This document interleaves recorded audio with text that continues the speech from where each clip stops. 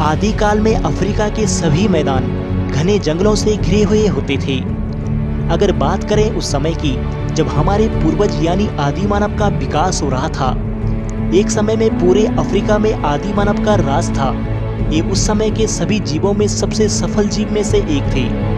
तो आखिर ऐसा क्या हुआ कि इन्हें अफ्रीका के घने मैदानों से निकलकर पूरी धरती पर विस्तार होना पड़ा? क्या ये कोई प्राकृतिक घटना थी या फिर ये खुद अफ्रीका से निकलकर पूरे महाद्वीप में फैल गए? आखिर वो आदि मानव की कौन सी प्रजाति थी जिसने सबसे पहले अफ्रीका महाद्वीप से निकलना चाहा? सभी अनसुनी और अनकही बातों को जानने के लिए हमें उस समय में जाना होगा और उस काल को करीब से देखना होगा। तो आइए चलते हैं आज से 2 मिलियन यानी 20 लाख साल पहले। दोस्तों, आज से 20 लाख साल पहले ये अफ्रीका का मैदान घने जंगलों से घिरा हुआ होता था और चारों ओर खूबसूरत पहाड़ और नदियों का प्रभाव था। इन घने जंगलों में तरह तरह के खतरनाक जानवर अपना शिकार किया करते थे। उस समय के सबसे सफल शिकारी थे बड़े दांत वाले शेर, लकड़बग्घे आदि। लेकिन इन्हीं घने जंगलों में आदि मानव का राज भी हुआ करता था।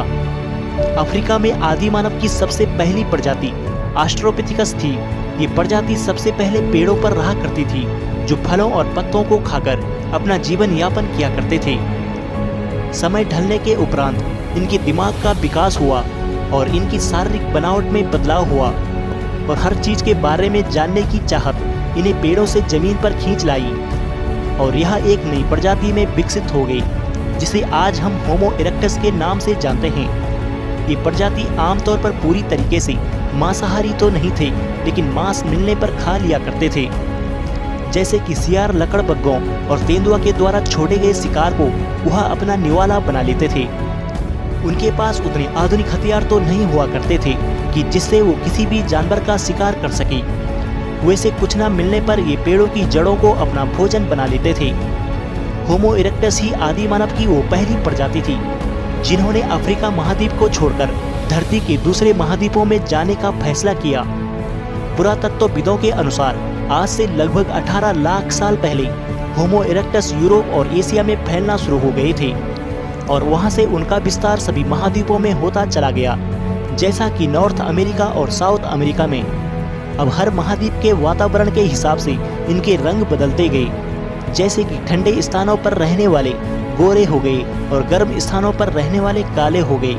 लेकिन आखिर होमो इरेक्टस को अफ्रीका महाद्वीप को छोड़कर दूसरे महाद्वीपों में क्यों जाना पड़ा? क्या यह कोई प्राकृतिक घटना थी? तो आइए जानते हैं। दोस्तों, वैज्ञानिकों के मुताबिक इनके माइग्रेशन का सबसे बड़ा कारण था क्लाइमेट चेंज। उस दौर में मौसमी हवा बदलने के कारण घने जंगलों ने सूखना शुरू कर दिया था। मौसमी हवा बदलने का सबसे मुख्य कारण था चारों तरफ घिरे पहाड़।